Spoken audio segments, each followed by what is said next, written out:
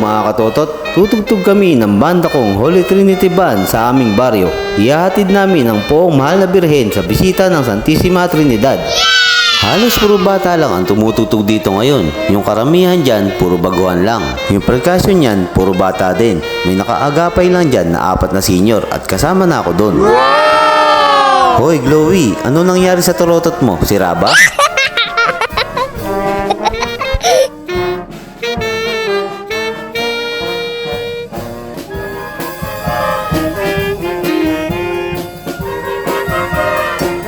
Sige mga trumpet, kaya nyo yan. Balang araw, maaabot nyo din ang nota. Pag naka 1 year na kayo at hindi pa rin kayo makatukoy ng nota, baka kailangan nyo nang bumili ng bukadura para maabot nyo na ang nota.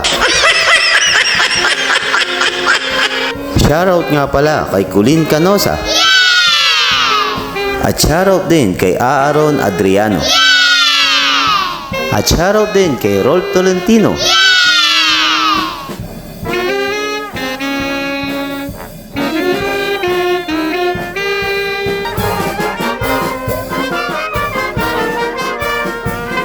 Maraming salamat sa suporta ninyong tatlo sa mga bata. Mabuhay kayo hanggat gusto nyo.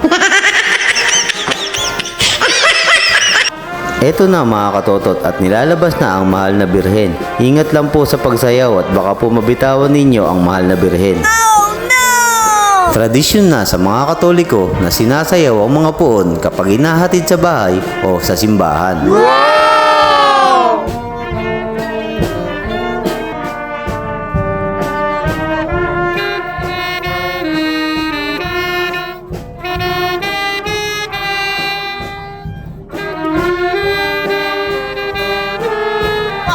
Hoy katotot, sintonado ka. Expired na ata yung bukadura mo. Mukhang kailangan mo nang bumili ng bago. Hindi ka na makatukoy ng nota.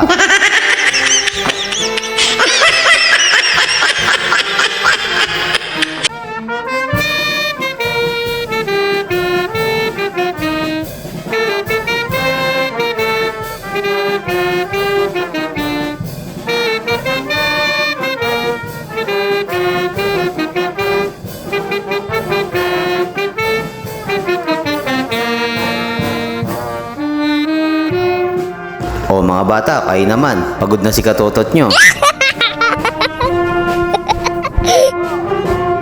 Wow! Pwede nang isabak sa gera ang mga batang to.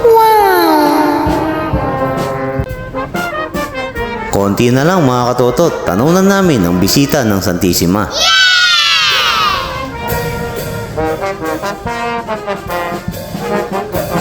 Kaya pa ba mga bata? Opo, katotot, kaya pa. Sisiw. Kayo namang mga isip bata, kaya nyo pa ba? Buisit ka, katotot. Hindi ka taga-Barihan, Santissima Pinagbakahan pag hindi mo kilala to.